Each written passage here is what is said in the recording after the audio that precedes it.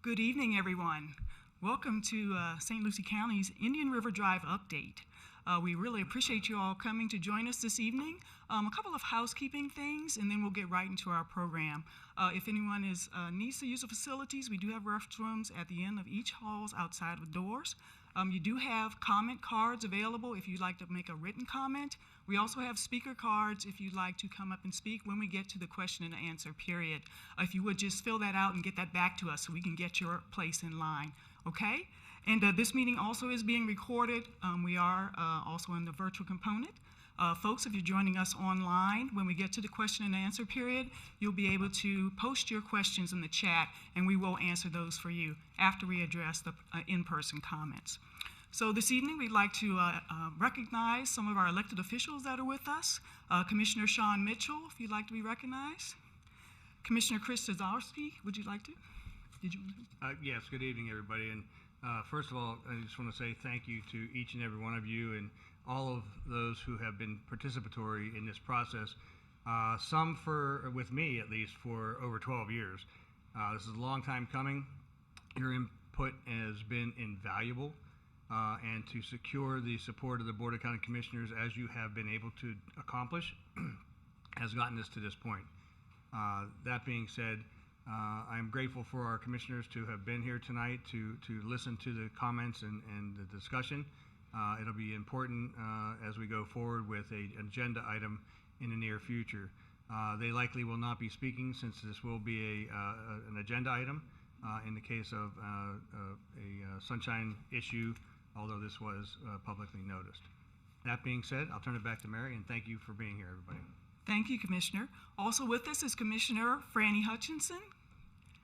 Thank you for joining us. Are there any other elected officials here that would like to be recognized? Okay, seeing none, we'll continue. So we have quite a bit of staff here that's been supporting the project with the county. We have Mark Satterley, the Deputy County Administrator, Don West, Public Works Director, Patrick Dayan, Assistant Public Works Director, Eric Grill with Media Relations, Chris Lestrange, Road and Bridge Director, John Frank, Assistant Road and Bridge Director, and then you also have the communications team with myself, Mary Brooks, Aaron Ryan, Lisa Mark, and Nanette Rodriguez supporting the team. Also with us this evening is Lieutenant Zerkowski with the Sheriff's Office. Thank you for joining us. And then last but not least, we're actually going to have the presentation from the consultant project manager, and that's Brian Good with Kimley Horn Engineers. Brian? Thank you, Mary. Can everyone hear me? Yeah, you can pull your mic a little closer to you. Good evening. So the presentation is going to consist of an overview of the community outreach efforts that the county has undertaken associated with this project.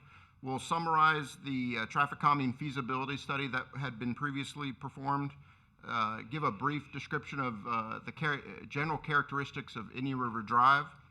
We'll present the initial traffic calming recommendations as well as the current revised traffic calming recommendations. We'll provide a project cost summary as the project stands today. Then we'll go through what would be a conceptual project schedule should the board consider implementing the recommended improvements that we'll be discussing this evening. And then I believe we're opening it up for a Q&A conversation from all of you. The microphone's picking you up. Modulating. Oh, is it too much? Am I too loud? Just a little. Okay. It's better than the last one. That's true. So the county retains services of Quest Communication, engaging the residents along Indian River Drive to engage in a conversation with the county relative to the drive itself. The county has provided newsletter updates to 142 residents right now are on the mailing list receiving project updates as we proceed and move forward. The neighborhood meeting that was provided in April 27th had 91 residents participating. And then we had the county provided an online resident survey where 81 residents provided feedback to the county relative to the issues that we'll be discussing. And then most recently, there was a staff presentation on August 10th of an informal meeting of the Board of County Commissioners. So a traffic calming feasibility study was provided or conducted back in 2018, evaluating different strategies to encourage slower vehicular speed along Indian River Drive.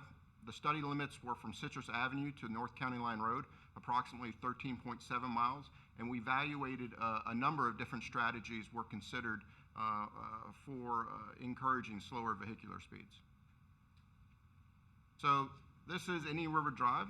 One of the chief complaints that have been brought forth to the county is the drop-off hazards along Indian River Drive, principally along the eastern edge of pavement.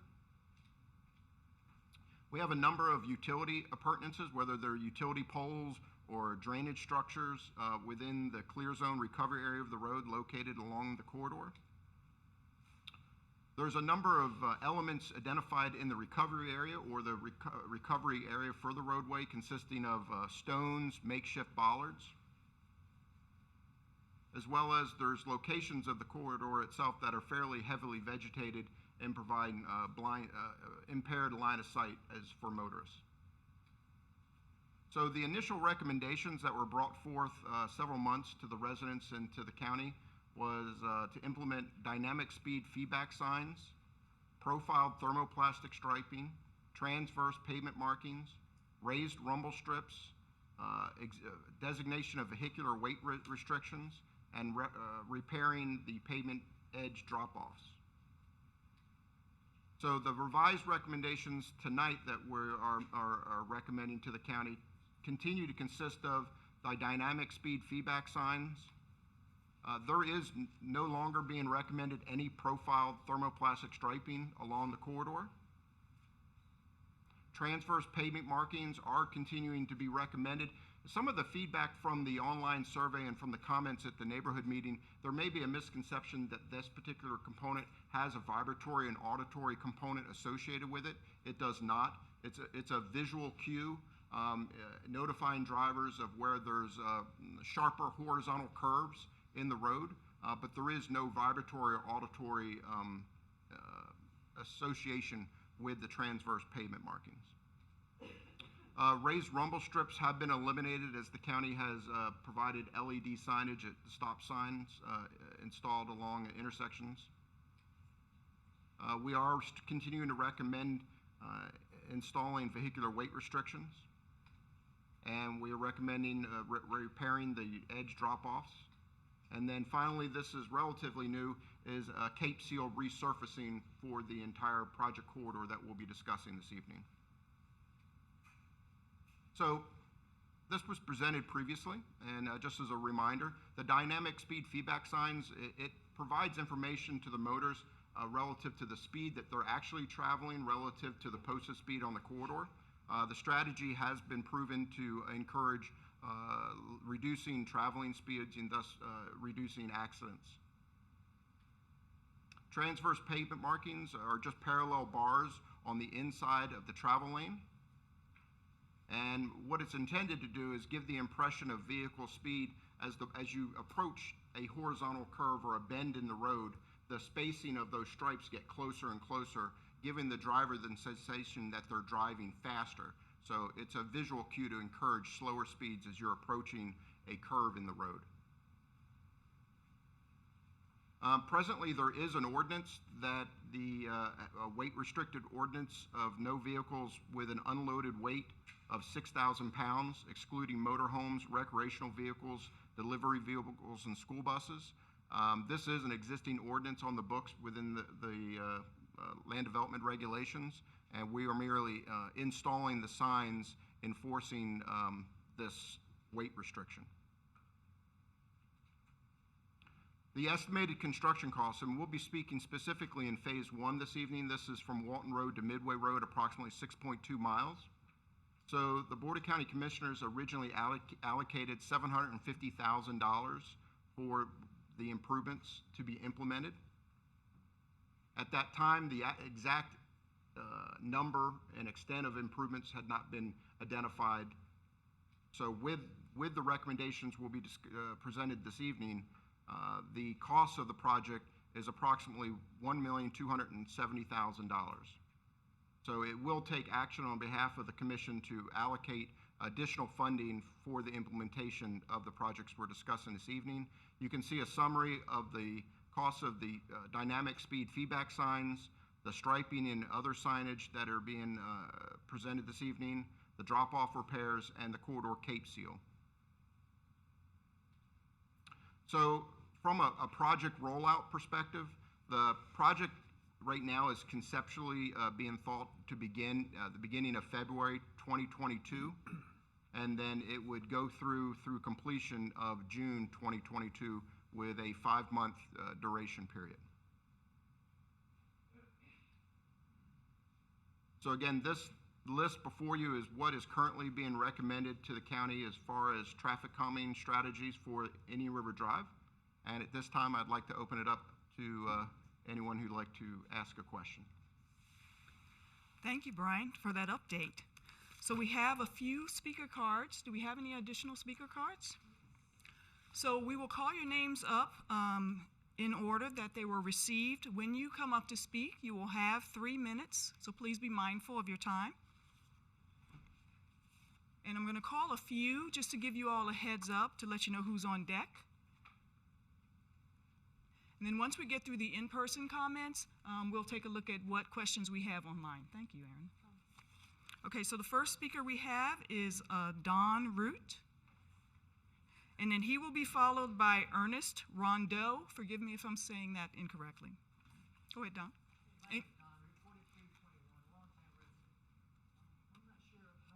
The road's going to slow traffic or make it safer, but okay. But one of the issues I have is between Savannah Road and the overpass. They never restriped the road. And Chris talked about it 7 months ago and said he thought they would look into it, but they needed some input from the city. That's correct. But I'm thinking about last winter, and winter's coming up again. It's going to be dark and rainy, and there's no reflectors and there's no striping. Would be very advantageous. I don't know. I understand you have to go out to bid and everything takes time, but if we were going to get it done, that'd be a good time to do it. And I guess what we're saying here is speed tables, or we're not going to talk about speed tables anymore. If I may. So speed tables were evaluated and not being recommended specifically because of the narrow right-of-way of the corridor, the number of obstacles and hazards that exist within the recovery area of Indian River Drive, as well as the drop-off condition on the east side. So for a speed table is a vertical movement of the vehicle, and we feel that because of the conditions of the corridor as it exists today, that implementing that within these 6 miles could represent a greater hazard to motorists. Well, I thought long and hard, but I still can't see how resurfacing the road is going to slow traffic. Yes, sir, and you're absolutely right. It's not going to slow traffic. But it is a residential street. We all agree to that, right? But it's a thoroughfare. We all agree to that, I think. My wife said today, my God, I couldn't believe it. At 6 o'clock this morning, there was so much traffic. And normally it doesn't show up till like 7. You know, morning traffic, afternoon traffic. What you do if you want to cross the road, you look and then you run like hell. But I don't think, and we all see the trucks too, and I know you're going to change the signage, but without enforcement, that's not really going to work either. And I'm sure that once in a while there is a semi that gets lost. And I think we have to understand that. But it seems to be more and more semis going up down Indian River Drive. And for my house now, I live just 4 miles south of town, 5 miles. So I guess that's it. But I want to tell you, everybody has a different opinion about the stop signs. But personally, I enjoy them. I think it's much safer, especially at Midway Road. I have to turn left. And it was always like, by the time you look to see, is that guy going to slow down? His blinker's not on, but he's slowing down. Should I go? And then you got to look this way.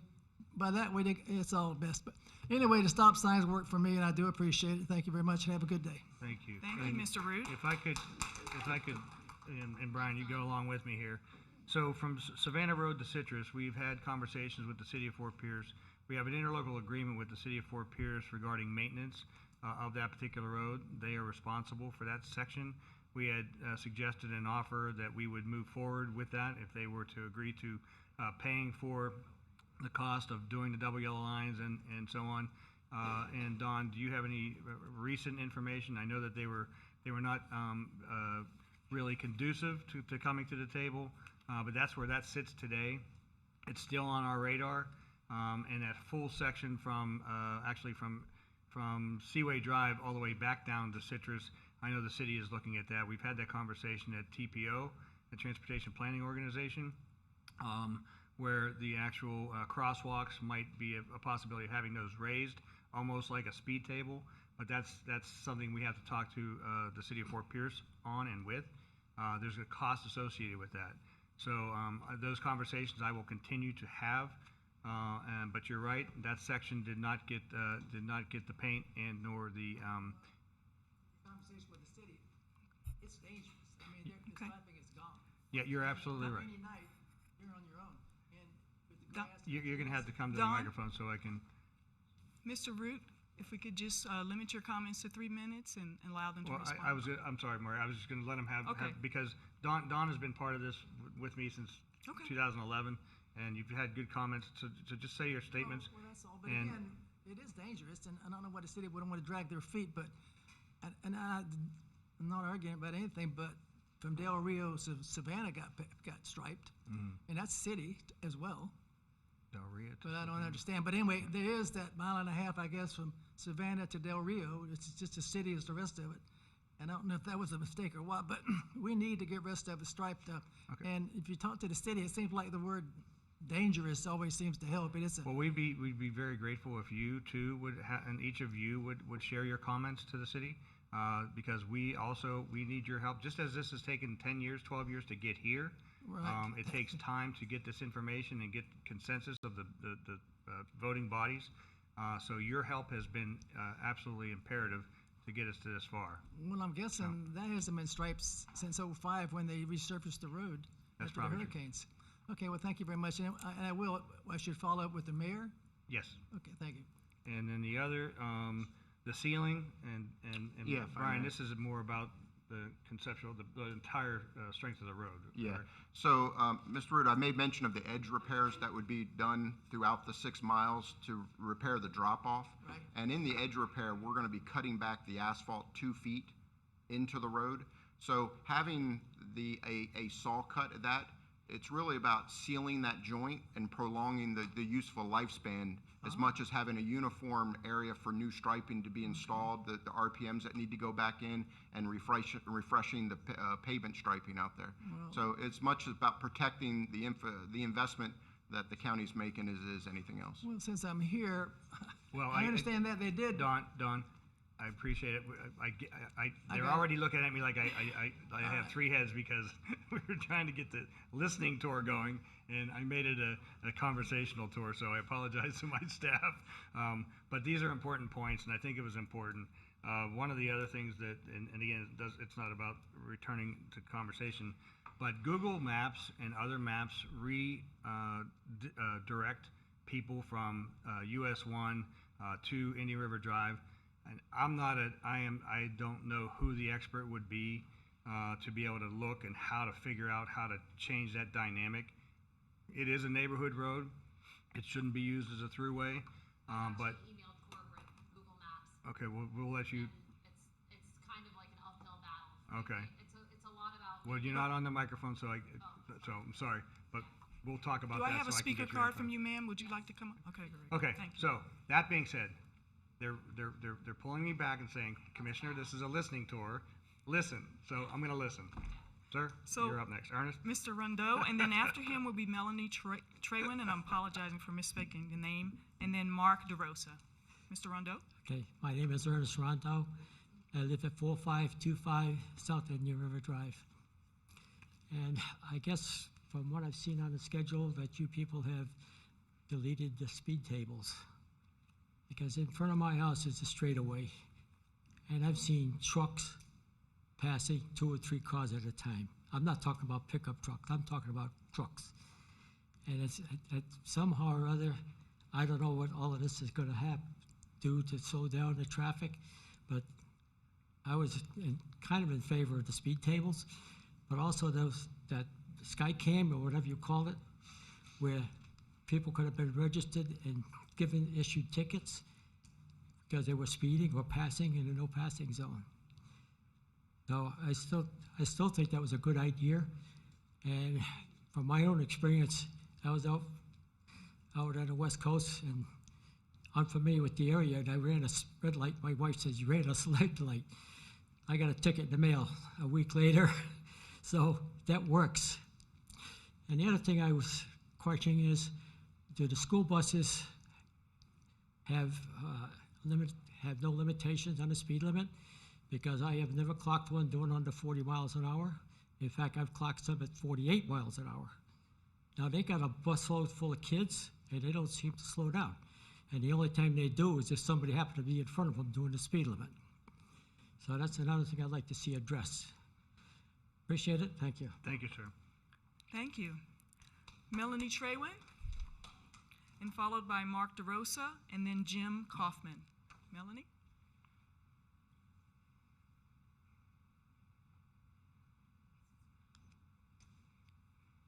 Good evening. Good evening, Mr. Traywin. I would like to present a family photograph of our family the day that Claudia was adopted at age 15.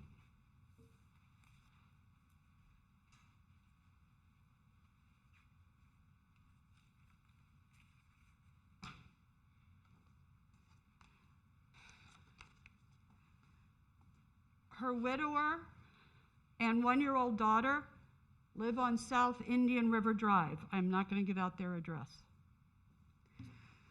Our son, who came down for her memorial, has asked me to quote him. "Enforcement of the speed limit can't be ignored anymore. It has been too long and too many people have died. Enforcement is the cost of living on the drive. Enforcement either by cameras and or live patrol officers. When live patrol officers were giving out tickets, 80% of the speeding tickets, as I understand it, were given to the residents of Indian River Drive. They were the ones getting the tickets. We are having a candlelight vigil for all St. Lucie County residents who know someone or are victims of impaired drivers. That will be at the end of this month, and I will have the flyers here. I've been instructed to put them by the elevators. There's some in the alcove as well. You all are invited.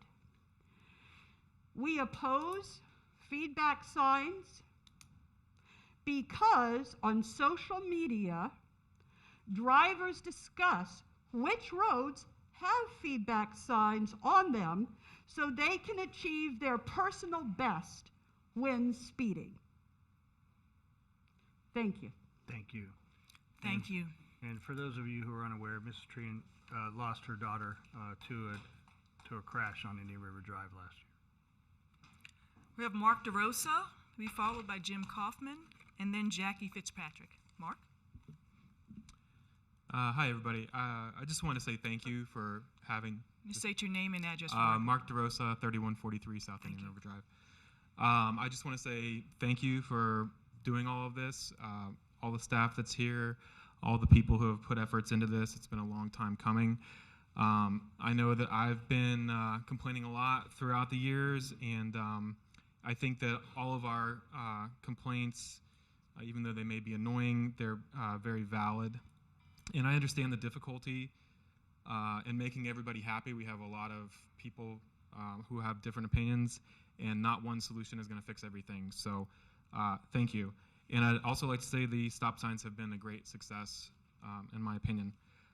What I would like to see that's not in here is the speed limit lowered to 30 miles an hour. I don't think that's a very large sacrifice. I think it would establish the road as more residential in nature. We talked about Google Maps earlier. I think that that might go a long ways towards redirecting people towards US 1 if it's a slower route on, when they go to plug it into their phones. I would like to see more. I saw this today as I was coming home. I thought it hadn't noticed this sign before. Watch out for children sign. That has more residential characteristics. It adds to the road. I had a meeting 5 years ago. I requested one of those for near my house at the time, and haven't really followed up with it either. I wanted to know if there's anything, this is a more recent problem that we've had, and it's not necessarily an Indian River Drive problem, but the intersections where people keep going off of, the edge of the road, Walton and Midway. I'm sure it's going to happen at Savannah eventually. If there can be anything to do to slow people down somewhere between the railroad tracks and the road, a speed table, something, and a guardrail across the street to keep people from going. I mean, nobody wants to see that happen. Paint from Savannah Road to the overpass, which has already been discussed. As far as enforcement, when the sheriff's department comes out to do enforcement, they do a great job. We all applaud their efforts. They pull over lots of people. We see the blue lights, but it's only once in a blue moon, it seems. When they do come out and make an effort, it's a really great effort. They were out there last time with helicopters, a lot of social media presence, but ever since then, it's been very sporadic. I don't think I've ever seen a DUI stop in 8 years since I've been back on Indian River Drive.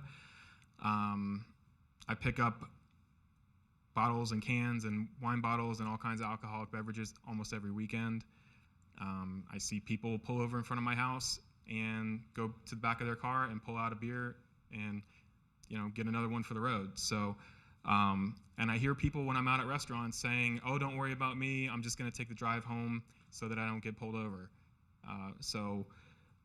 It's a problem. I want to know what happened with the Sky Cop, because we had mentioned that at previous meetings. I think that would encourage people to stop at the stop signs, and it would also be a good safety thing to have as far as recording who's coming and going and when.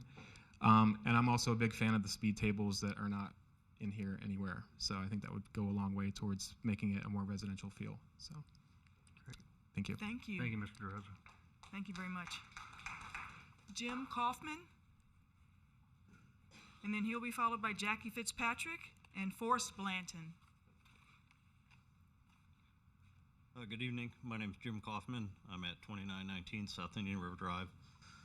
I'm maybe a little bit late to this project. It seems like it's an awful lot of money. I'm a firm believer the tables will definitely work. And this is this is a state road, 707, correct? Technically. Isn't that technically a state road? Don, it's a county road. Okay, the question I have, you've got a circle down in Fort Pierce, you got a circle in Jensen Beach, there could be a circle at County Line Road, there could be a circle at the track at Walton, there could be a circle at the track at Midway, there could be a circle at the track at Savannah Road. Why don't we set up some toll road like you have on the Turnpike? And so people that want to bypass US 1 can pay $2. And that'll pay for a lot of these projects. And it would probably keep a lot of people off the road. And I know it would be an expensive endeavor, but I think it would pay for itself. And that's something that I wanted to bring up for somebody to think about. All right, very good. All right, thank you. Mr. Thank you for your Thank comments. you. So Jackie Fitzpatrick to be followed by Forrest Blanton and Stephen Sagond. Hi. Jackie Fitzpatrick, 7003 South Indian River Drive. The Cape Seal, it seems like maintenance. How is that improving safety? It doesn't have anything to do with slowing traffic or safety. It just seems so disappointing to me that we're using so much of these funds towards something that should be So a road and bridge or public works already. So if I may, so it's really about prolonging what is safety is the edge repairs, mitigating the drop-off and fixing the drop-offs that exist along Indian River Drive, and to ensure that the investment that the county is in performing those edge repairs last, sealing that joint with the Cape Seal, as well as the county has intentions to restripe the corridor and put new reflective pavement markers down that were done a number of years ago and have been dislodged and have come off over time. So providing that uniformity for that striping and the RPMs to go in are also a benefit. But the Cape Seal, you're correct. The Cape Seal has nothing to do with traffic. It just seems more of like a maintenance thing. But anyway, okay, I digress. I do want to thank you, though, for the stop signs, because that is amazing, and I do think they're working, so thank you for your help on that. I agree with Mark. I think that something, especially considering the most recent accident, where someone was launched right off the Midway intersection, I think I have a problem with the fact that these funds seem to be they're now being allocated towards maintenance as opposed to safety improvements. And with all of the work that we've done, Chris, we've been back and forth on this for over a year now. It's just so disappointing that these funds are now being allocated towards maintenance as opposed to safety. So I feel like even if we need to go back to the drawing board and discuss things that are actual safety improvements, that would be beneficial, such as, for example, guardrails at Midway and Walton and Savannah, preventing these launches off the roads. It's actually the second time that has happened in the last however many months. Guardrails, maybe even a few more stop signs at 3-ways where there are more than 5-10 homes. The more physical barriers we put in place on this road to slow people down, the more success we are going to achieve. And unfortunately, law enforcement is not there. The resources are not available for them to have a regular presence. That's been proven. And we can see that because it's so sporadic. And I love our sheriff's office, but that's just the truth of the matter. So the more physical barriers we can put in place to improve this road, the more we are going to improve the statistics around it. And that is my earnest feeling on this. So a Cape Seal and restriping the road, it's just disappointing to me. And I hate to be like this because I think we've made a lot of strides, and I want to continue to make those strides. But again, I want to really emphasize, let's think about safety improvements, not maintenance. Thank you. Thank you for your comments. Forrest Blanton, to be followed by Stephen Sagond and James Claspy. Forrest? Yeah, thank you, and I would thank the staff and the county for the work they've done. I like the stop signs also. I think the current list is pretty reasonable. I have a couple of technical questions I could about some of the components. I particularly like the speed feedback signs. Also, as a digression, I didn't like the sky and the sky cameras. I thought they were intrusive, and when the sheriff said he could not enforce them or give anyone tickets through it, then I thought they were pretty kind of a useless invasion of our privacy. But anyhow, with the Cape Seal resurfacing, is that actually repaving the road, or is it more of like a paint or a driveway sealer? It's considered a micro resurfacing, so it's not resurfacing in the sense that it's conventional asphalt, but it is aggregate that's installed, and then there's a micro resurfacing over it. The county has used it predominantly over the years to prolong the useful lifespan of county roads, and again for this particular road to prolong the edge repairs, because a bunch of the striping is going to be cut out with the edge repairs, so the striping has to go back in. Good. So we're looking at, rather than having a patchwork, it's a way to do both. Have a clean slate to put the striping on, and it also prolongs the investment. And what's going to happen in the center stripes? I was actually a fan of the thermoplastic striping in the center only, not on the sides. And I'm not, now you have striping and you have reflectors on the outside that kind of get in the way and are falling off and everything. So what's going to happen in that area with this project? So the striping is going to be conventional thermoplastic striping. It's going to have the 6-inch white as you have today, the 6-inch double yellow down the middle for the no passing designation. The one modification that we're proposing, instead of having the 2 RPMs outside of the double yellow, we're looking at putting RPMs down the middle every 20 foot on center. The reason being is you probably, for the number of you live on Indian River Drive, the lanes are extremely narrow. They're 9 feet and a couple inches. So one of the things that's accelerating losing those RPMs is because the lane width is so narrow. So by putting them in between the double yellow, we're hopefully getting a more useful longevity out of them. I think that makes a lot of sense. That's a good idea. Thank you. Then another question on the pavement, the hardening on the edges.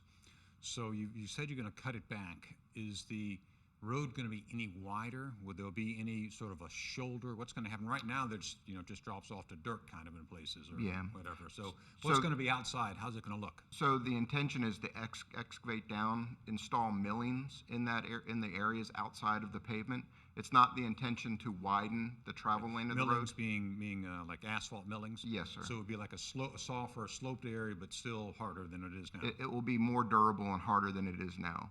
And one of the challenges we have is just the pitch of the road. A lot of that erosion is because of drainage, because of it's conveying the water along the edge, and it just erodes the green area into a little ravine. So we're trying to strengthen that shoulder area to be more durable for conveyance of stormwater. Good. All right. Well, thank you. I think it's a good plan. I appreciate it. Thank you. Stephen Sagan, who will be followed by James Clasply, and that's the last speaker card I had. Did anyone else want to speak? If you could bring your speaker card forward. Stephen? Hi, Stephen Sagan. I live at 3421 South Indian River Drive. My wife has lived there over 20 years now, and when we married 10 years ago, she let me move in. So Nice my, of her. my witnessing of what I'm here just to reiterate, and has been said many times, I live kind of in the middle of about a 7 or 8 house straightaway. And more than ever, I was able to retire early, and I get to sit on my front porch every evening, because that's the nicest time of day to look at the river. And I can't remember a day sitting out there where I haven't witnessed at least 1 or 2 vehicles pass in that one 7 or 8 lane road section, 7 or 8 house section. And that's essentially when the road quits a curve at Rio Vista and heads south from there. And I've actually witnessed one of the fatalities on the drive sitting on my front porch. So I have continued concern that what appears to be a higher traffic load than ever before, people that are annoyed at 35 miles an hour and feel a need to go at least 40, and they visualize that straightaway as a perfect place to pass so they can do well in excess of 35. It's just going to lead to more accidents, and I know I'm just going to dial 911. I'm not going to run down anymore because I don't like the scene at those accidents. We talked about, other folks have talked about trucks and the gross weight. And it's not just large trucks, but it's 1-ton vehicles towing double axle large trailers with bulldozers on the back of it going down that road. And my assumption is that they should be entering the drive from an access point like Savannah or Midway to go to a job location or do something out there. But I frequently drive down the drive into Jensen Beach area, and I've followed large trucks and large trailers the entire length all the way into Fort Pierce, and they definitely weren't stopping anywhere to drop off or do work or anything like that. And they're always taking out the edge of the road because they're wider than the lane. So every time they face oncoming traffic, they're going off the edges of the road, doing damage to the edge of our road and people's lawns and mailboxes and brick fence sections and everything else. So while I truly appreciate the access to the drive in a safe manner that the stop signs have provided, it's I think there's an increasing danger developing for people pulling in and out of their driveways getting onto the drive because of the increase in traffic, the larger vehicles, and the desire to pass. And I'm not here to propose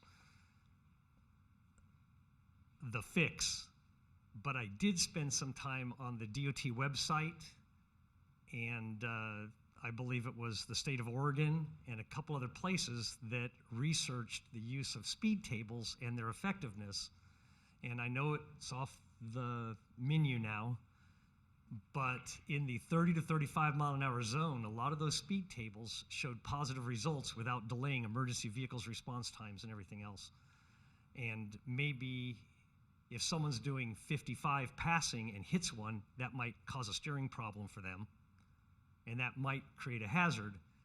I think the overall knowledge that there are active speed devices as opposed to everything being passive might make a difference. So, thank you. Thank you, Steve. Thank you. And the last speaker card we have is for James Claspy.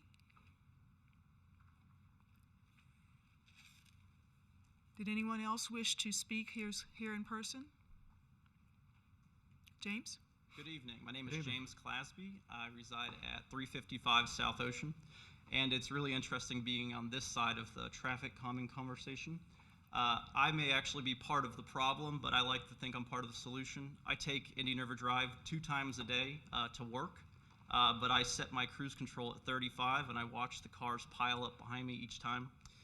So that's its own form of traffic calming, but We like it. Keep doing it. yeah. So I think that the best traffic calming on Indian River Drive can be seen down on Ocean Breeze. They have restricted roads with medians in the middle, and I realize that we don't have any right-of-way, but I think that that's something that should be considered to see if there's any property owners that want to help out the cause and have some medians in the middle with trees.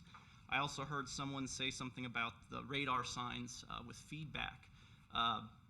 You know, those actually do work as part of a complete system, I think, but you don't want to have someone that's out there trying to get the high score, like she said. So, you know, whenever you hit that max speed, it has to say slow down and not keep reading more if we do implement those, I hope. And then the other part was everybody's talking up the stop signs, and every traffic engineer I've ever talked to tells me that stop signs, they're not traffic calming, but clearly they seem to be doing something here at these intersections. So I'm glad that this conversation is happening, and I hope to see some improvements out there soon. Thanks, guys. Great. Thank you. Thank you for your comments. And we did get a card from Adam Locke. If you'd like to come up and speak. If you would just state your name and address for the record, please, sir. Hi, I'm Adam Locke, 5655 South Indian River Drive. Well, we've been here before. No. Yeah, we talked about this. We don't want any audible speed strips, nothing that makes noise. We want enforcement. I mean, I know it doesn't fall on you guys. I know that it's the sheriff's budget. But we have to have enforcement. It's the only thing that seems to work. There's problems on Midway Road. They have the same issues where people are speeding. And, you know, we had a death last week because somebody blasted over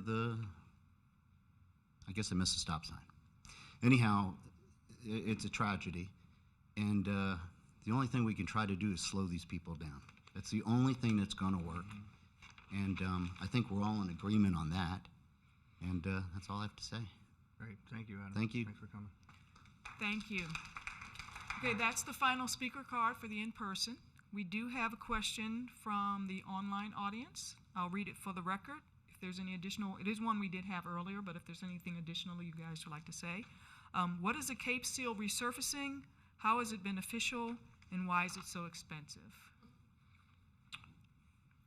So again, the Cape Seal does 2 things. It's going to prolong the investment of the edge repairs. It's going to give a uniform surface for the road for the reinstallation of traffic striping and RPM. The reason it's so expensive, it's actually the least costly form of resurfacing a road. What's really driving these numbers up and making them large is we're talking 6 miles of road. So even anything that you do over 6 miles of road starts generating high numbers.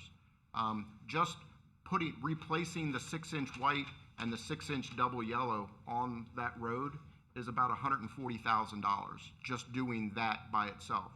So the contracts right now that are being recommended are the county has established push-button contractors based upon agreed-upon unit prices for various work elements.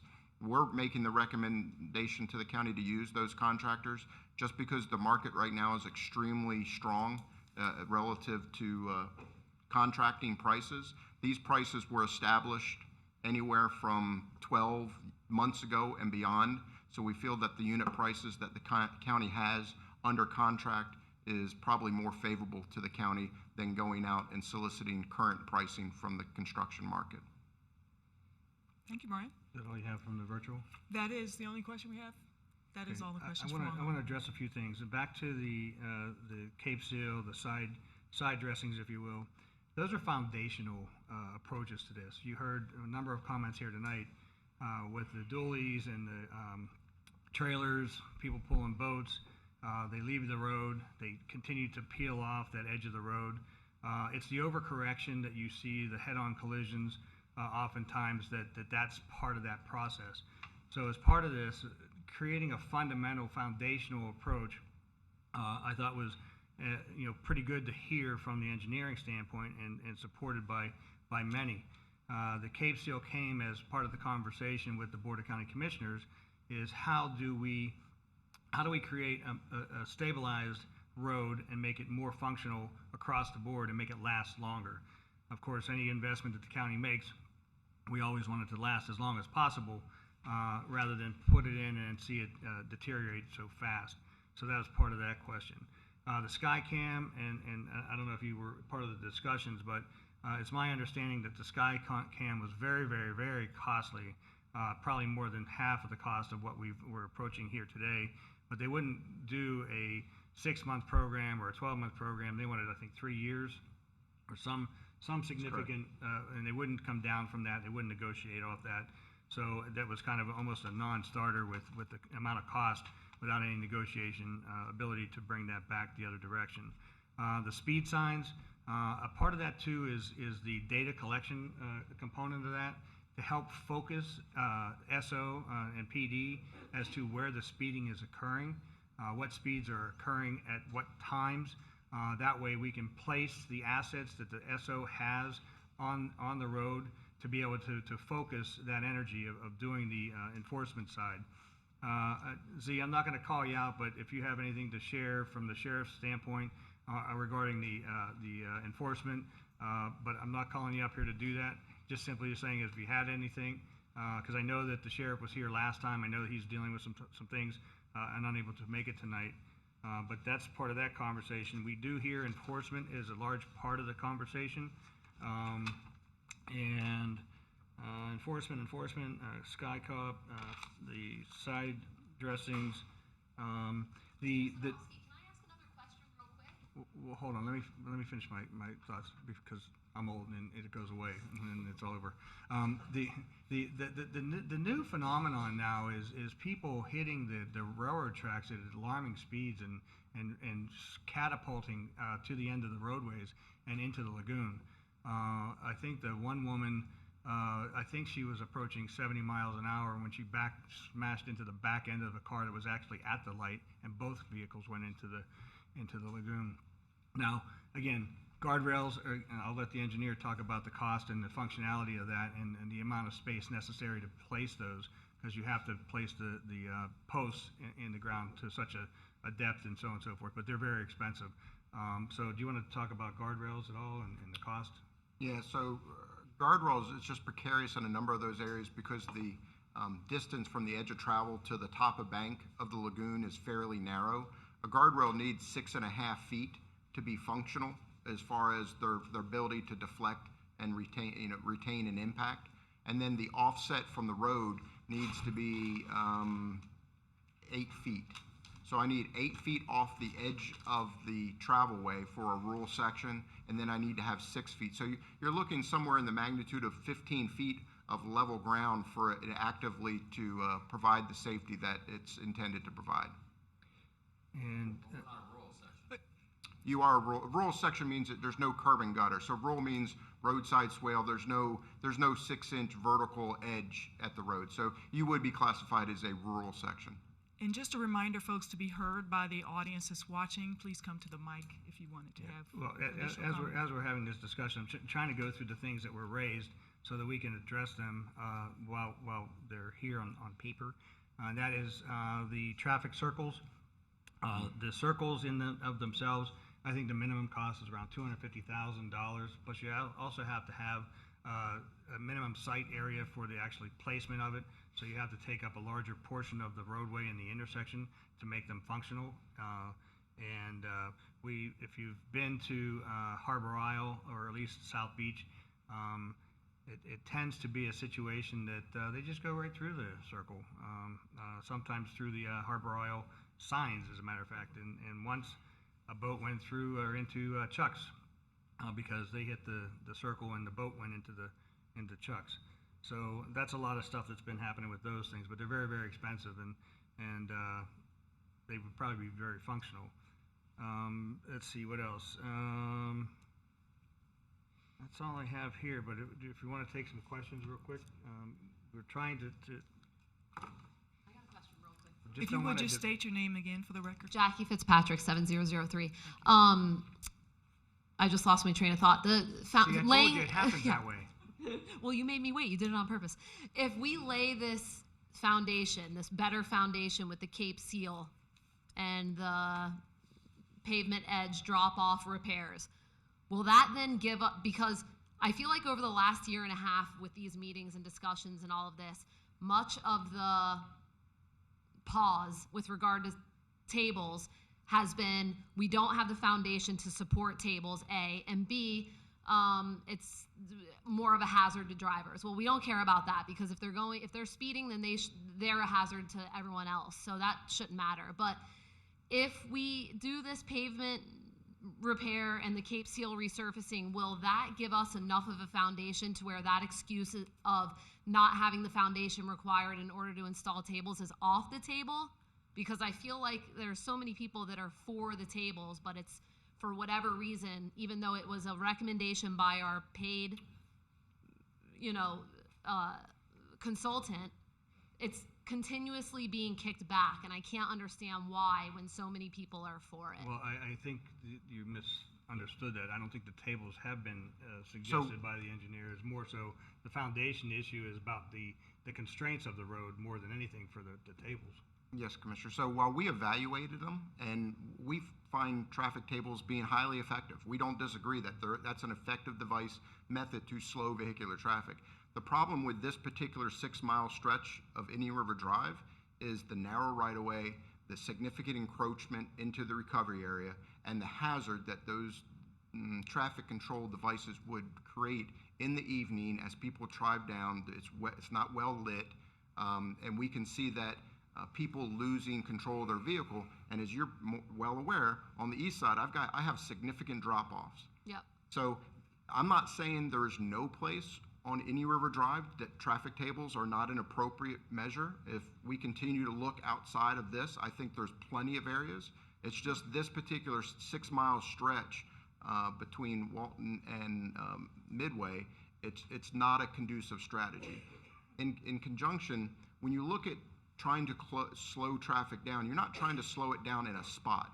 So like a stop sign will slow traffic down at a spot. Beautiful. So we have a 14-mile corridor. Can we not put tables at the front end and the back end, and then we don't have to really work, and then the 6-mile stretch slows because we have... So basically, to have a continuous effect of slowing traffic down over an extended amount of distance, you would need traffic tables about every 800 or 900 feet. That would be the normal spacing that you would want. So when you start looking at installing a traffic table, just say every 1,000 feet, then over this 6 miles, I would have 31, 32 traffic tables. It's not a useful strategy in this particular area. I don't disagree with anyone that made a comment tonight that they're very effective. I agree 100%. And as I said earlier, I think there will be areas elsewhere along the drive where they could be implemented to help induce slower speeds. And even because statistically, if they're only effective if statistically they're placed every 800 to 900 feet, we couldn't just, because much of what we've done with the drive has been thinking outside of the box to begin with. We can't circumvent the statistical, success of what supposedly works. We can't circumvent that in order to try some things that might not necessarily be statistically correct, but will still achieve our goal?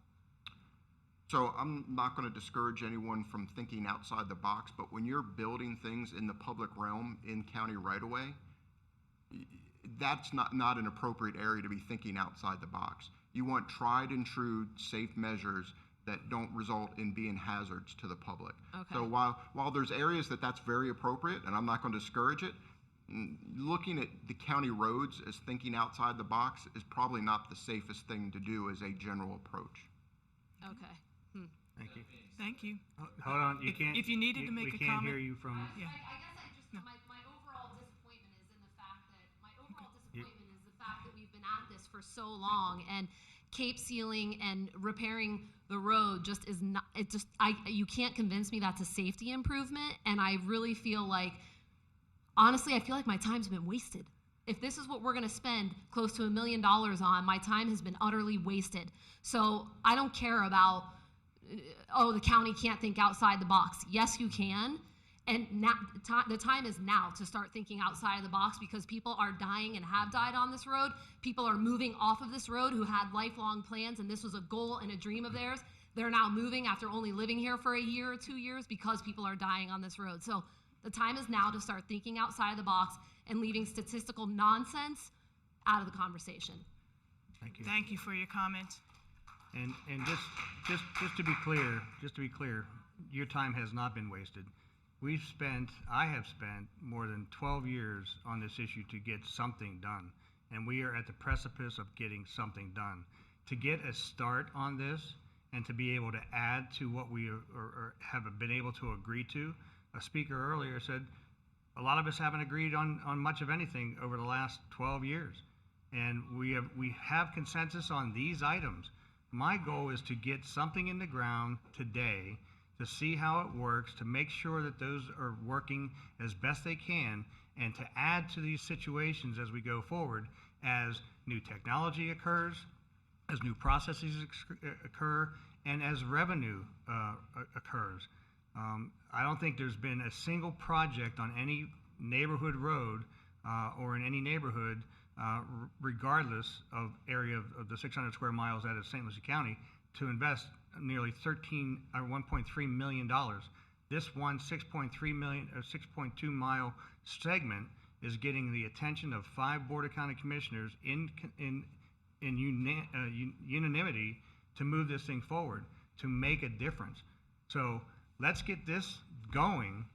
Let's not kowtow the issue and say let's not do any more because I didn't get anything done. You've got stuff done. And to be able to add to this as we go forward is only more beneficial. Stay at it. Stay at it. And we're going to see the results of this probably within 6 months of the completion of this project. In a year, more data and more information will come.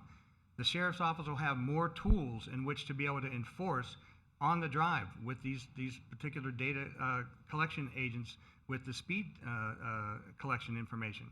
All of those are going to be very good with being able to focus enforcement. And enforcement only works when they're there, and we know that. Ms. Truen, welcome back. Thank you.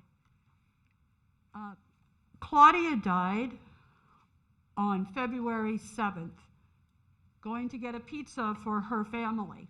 She never made it. She didn't die due to overcorrection, but because an intoxicated underage speeder who lived on the drive boasted that he knew where the speed traps were and he could avoid them, and that there was no enforcement, in spite of it being broad daylight. Thank you. Thank you. Thank you. And we have another card from Lisa Kaufman. If you would just state your name and address for the record, ma'am. Hi, Lisa Kaufman, 2915 South Indian River Drive. You know, I've lived on the drive since I was 15 years old. And always, I can remember going down to Stewart. And once you went past Jensen Beach Boulevard and you were entering Sewell's Point, you better be right on the money on the speed limit. I don't understand what Martin County does down there, but somehow they got a grip on controlling a speeder. To this day, I go down to 25, 30 miles an hour when I'm down there. And I just don't. Do you ever? Sewell's Point has its own police department, and they certainly have a revenue stream that's much greater, probably, than half of St. Lucie County, simply because of the value of the homes and the revenue that comes in from a taxation standpoint. But you know where I'm talking about, yes, from the trailer absolutely. park to East Ocean. And this has been brought up numerous times, and the sheriff will say too that if we could, have a designated PD or SO that was funded, that could happen. But that's what they have done over there. They've actually have their own police department, and that's how they've been able to afford, from a funding standpoint. And there was one comment that was made, they don't know why it was paved all the way to Rio Vista. Honestly, the police department, the Fort Pierce Police Department doesn't believe that between Savannah Road and Rio Vista is city. The city property city limits goes to where the street lights end. we never get any patrolment from Fort Pierce Police. It's always the sheriff's department that are there. And, you know, it's just like we're the redheaded stepchildren in that block area. The sheriff has the whole road. So just Fort Pierce does too. They'll be downtown, but not up our way. Even when you call when there's something going on, you know, that's not Fort Pierce. That's not City of Fort Pierce. I'm like, yeah, it is. I can tell you, I just share just a brief thing. My aide is here tonight, and we have a number of issues in District 1 in which the boundaries between Fort Pierce and St. Lucie County, so you're in unincorporated county, you're in municipality, you're in Fort Pierce, you're in unincorporated. I have such a mishmash across the board in all of District 1 that oftentimes we spend probably hours and days looking through old information to find out who is responsible for what. And so I agree with your frustration, because my aide is here and he will certainly attest that when we try to figure out what properties are responsible for a code issue or a road issue, oftentimes it's trying to first find out who's responsible for the road. And sometimes it's a community development district, and we didn't even know about that. We had to go find more information. Well, I did something very improper the other night. I had this guy on my PD's butt. here, don't tell him. Oh, Okay. I know them. I was coming down Indian River Drive from downtown. This black BMW is on my butt the whole entire way. I stop. I just start to proceed. In the middle of the intersection, he whips around me. I floored it. I almost made him have a head-on collision because he would not, you know what I mean? He wouldn't let off. I'm like, what are these people doing? And you know he was drunk coming from downtown on a Friday night. And I let off and I let him in, but I was just trying to make a point, back off. Yeah. It's Well, ridiculous. be careful. I No, I understand your know. frustration, but be careful. You're my spirit sister, man. My Mark- husband couldn't believe I did it. He's like, oh my God. Yeah. Did you have any more? No, that's Okay, it. thanks. Thank you. Mark, you were Thank raising your hand to follow We up. actually do have another card from Timothy Traywin. Okay. Would you yield to? Mark, he's saying you could go ahead. Thank you, sir. Okay. Mark DeRosa, 3143. I had a few questions. This funding and implementation next year, is this just for that 6 mile stretch? So should the Board of County Commissioners provide the additional funding and approve the project to move forward as it's being described this evening, it would be for the 6.2 miles that we're discussing. Yes. Okay, because that doesn't really do me any good, because 98% of the time I make a left out of the driveway, I'm going up to Fort Pierce. I'm driving on this unmarked road that's been unmarked since I moved into my house. We're not getting any of these improvements. So, I appreciate that you're doing something about the road, but it's not really doing anything for those of us north of Midway. And this goes back, Mark, this goes back to the phasing process of trying to move something forward and to have a consensus of unanimity with the board. The board's very focused on this right now. And so the goal is to, let's put this in and see what works, what doesn't work, so that when we move to the next phase, that we can make improvements that might be better to improve the rest of that. Okay, and is that something that would be kind of on the board for 2023? Well, the process will actually, first of all, when this goes in, the data collection will be done, and we'll learn more about what the things have been positive. The Board of County Commissioners goes through the strategic planning process and budgeting process, starting probably with the departments in February through probably like June, July. And so that's when the budgeting will begin to discuss where revenues will go for which department and what type of projects that would be done. So those are open to the public as well. So when the time comes, we'll certainly need some of your voices to assist in helping us secure the board's support. Okay. My next question is, I find it hard. This is a more recent problem with the people going off the road at the intersections, but I just find it hard to believe the 8 feet from, you're talking like a 30-foot tall wall that you're going to have to build in order to do that. Our road is different than pretty much anywhere else in Florida due to the elevation. There's not some kind of special waiver due to that. There's nothing that can get that closer to. So, yeah, the county can evaluate those locations, and we've had conversations with Public Works about doing that, see if there's consideration for guardrail enhancements at those intersections. I think that will be continue to be ongoing, but right now, the accidents that have occurred as of late at those intersections are more, to my knowledge, are more recent, with the people, you know, hitting a stopped car and pushing over the edge. And I think it was just a couple weeks ago at Midway, someone just, from my understanding, just blew through and just launched themselves into the intercoastal. I can tell you that even with a guardrail, traveling at the speeds as I read, they would still had gone through the guardrail system. I mean, it's not a concrete barrier impenetrable by, you know, a 30,000-pound vehicle traveling 30 miles an hour. It's guardrails meant to deflect vehicles, not be an absolute backstop to vehicles that are traveling at those speeds. My concern is that people will see this as somewhere to intentionally launch themselves into the river, and the road will have a reputation for that. If you notice, I've noticed at Midway from the accident that happened a week or two ago, there are reflector signs there, and they're directly across from the road, and that whoever went over the road missed them entirely. So I think that if you had something there, people would give a second thought. If they were trying to do that intentionally, they would give a second thought to doing that. So I think there's got to be a more creative solution than we just can't do anything. And then I'd like to point out a few things. I think that lowering the speed limit to 30, which you actually suggested at a meeting a little over a year ago, I specifically remember that it was going to be your recommendation going forward.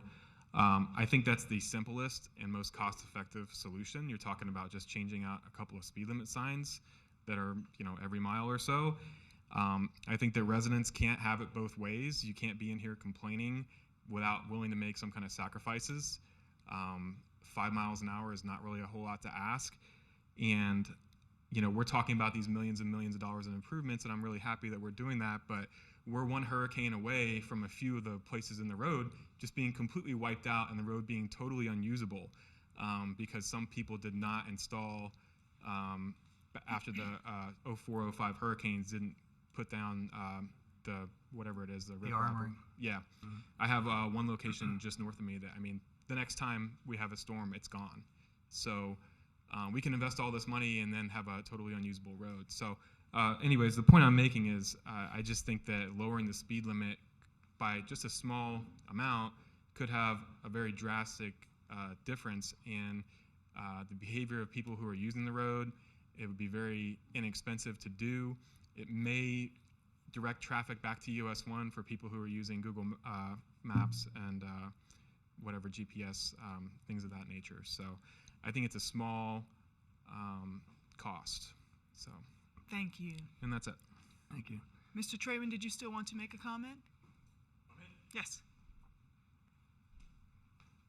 Good evening, Mr. Trewin. Timothy Trewin. Mr. Chairman, I agree we should do as much as we can, as soon as we can, with the money we have. I want to second the gentleman's suggestion of the turnpike system. I've reviewed the statutes on the turnpike system, and it's well within a county's purview to make an application for a feasibility study. And I'll ask a question. Has that been done ever about Indian River Drive? Has there ever been an application for the turnpike to do a feasibility study on this scenic highway? I can tell you that I would just say no. Okay. So, and my recollection of the statute is that the terms for paying for that feasibility study are reasonable for a jurisdiction. They're even favorable.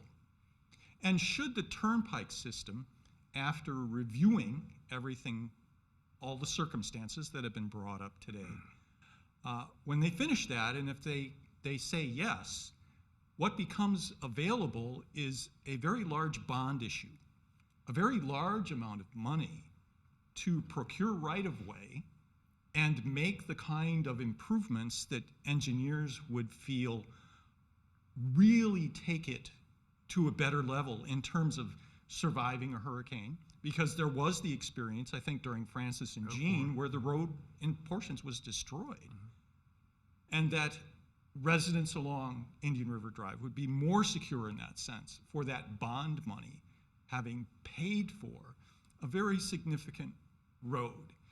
And that further in the statute, if the revenues that were guessed at in the feasibility study don't quite work out, there's provision in there for the state to kind of fix that without putting it all on the jurisdiction. So I thought, reviewing those statutes, that the turnpike system might have something to offer here, because really, considering hurricane damage, fatalities, and safety, it merits at least a feasibility study. Thank you. Thank you. Thank you. And that was the last speaker card. Did we have any other online, no other online comments or questions? So that concludes our question and answer period. Did staff or commissioners want to make any further comments before we close the meeting? No. Certainly, first of all, I'm so grateful for your input. There's no easy answer here, and I think all of us know it. We're never going to be satisfied with what comes out of it. My goal is to get something done and to build upon that. Some of you have been involved with this probably since I first got to district, and you stay involved, and it has helped. The one thing about changing things around you, and you are the local government. The people that sit up here are not the local government. You are. And to make those changes, you need to find consensus. In this case, we have a 5-member board. You have to gain 3 votes to change and do anything.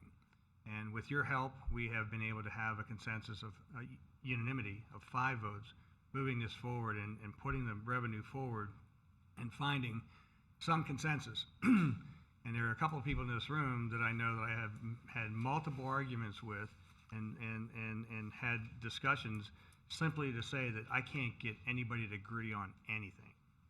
Well, right now, there are at least 7 things that we agree on. And for the last 10 years, we didn't agree on 2 things. And so that's helpful. And I'm gonna point somebody out in this room. Jackie, you have been able to help to calm nerves, raise nerves in some places, calm nerves in others. But it's always been about the focus of trying to find a solution. And the solution to a road 14 miles long that has 600 plus individuals who live on it with different opinions. We heard tonight about adding right-of-way, building a road that's engineering efficient to do so.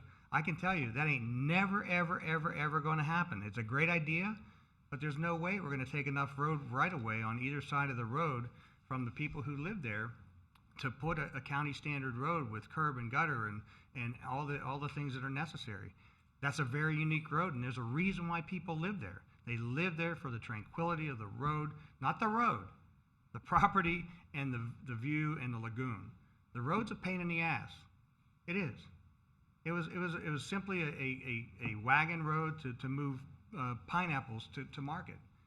It never should have probably been a county road, but it is. And it certainly probably shouldn't have been placed where it is. It should have been placed more toward the railroad tracks when Flagler was moving stuff around and creating the railroad tracks. So we are stuck with this. You are not here because you want to quit living on Indian River Drive. You want to come here to be able to find safety. I know that SO's in the back, and they will take this information back. You have the ear of the sheriff. He came here when he was able to, the last meeting, and he listens. And he'll listen to you continuously. And the reason why you got 5 votes is because you were talking to the commissioners, making them aware how important and how your safety, the life and safety of your children, and anybody that travels that road was important to you and to our community. And so that makes a difference. So you got 5 votes right now to do some things. Right now, let's do the 6.2 miles. Let's get something in the ground, and let's start working on what is functional. If we can move to a place where speed tables are appropriate, where you have the room on either side, maybe. Maybe when we have additional, as growth is continuing, maybe there's a whole lot more funding to create roundabouts, to get the land necessary to create the roundabouts to dissuade those who might come here. And Mr. DeRosa, I didn't think about the idea that if lowering the speed limit would even create an algorithm to change moving people off of that. So I'm going to take further steps in trying to learn more about that. There are people way smarter than I am about the algorithms, about how to use Google Maps. But I think that might be, it's gonna make some of your neighbors angry that, okay, we're going from 35 to 30. But again, back to what can we do to make it safer? That ultimately is our ultimate goal. So I just want to say thank you. I'm grateful to you. I'm grateful to our staff. And Brian, thank you for putting in as much time as you have. I want to thank my executive aide, Robert. Vice Chair Mitchell is here, and Franny Hutchinson was here a little bit ago. And their interest is great. And please don't quit talking to us. Let's try and move this thing forward and at least get this started and then make improvements as we go. I'm very grateful for you. I think you'll keep in contact with us. Some of you I think are on speed dial. I'm not sure, but at the end of the day, we are very grateful. And thank you, Mary, for helping. And if you'd like to close it out, you're Jeff, welcome. absolutely. Thank you all again for coming. Just a reminder, if you would like to leave written comments, we do have the comment forms available as well. So have a great evening all and be safe. Thank you, everybody.